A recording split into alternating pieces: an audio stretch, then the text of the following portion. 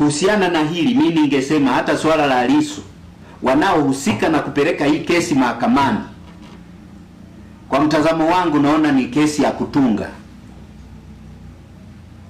Watafakari kwamba walikosea, wakitaka kweli kurudisha mahusiano yao mazuri na Mungu.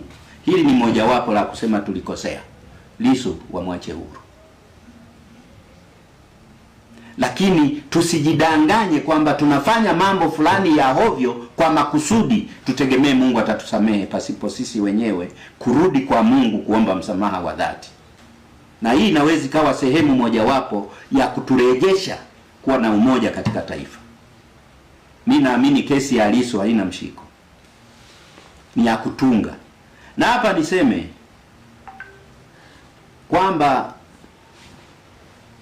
hivi, kwa nini binadamu hatufikiri? Lissu alipigwa risasi ngapi alafu bado yuko hai? Nani mwingine aliwahi kupigwa risasi za namna hiyo akabaki hai? Watu wanakufa kwa risasi moja. Alafu ni ushahidi upi? Maana mpaka sasa ninapoangalia kesi, mwenendo wa kesi ulivyokuwa ukiendelea, sikuona kitu ambacho kinanivuta akili yangu ikubali kwamba Lissu hapa alikosea. Sijaona. Kama wana ushahidi basi wauweke wazi, lakini mimi naona kesi ya Lissu ni ya kutunga.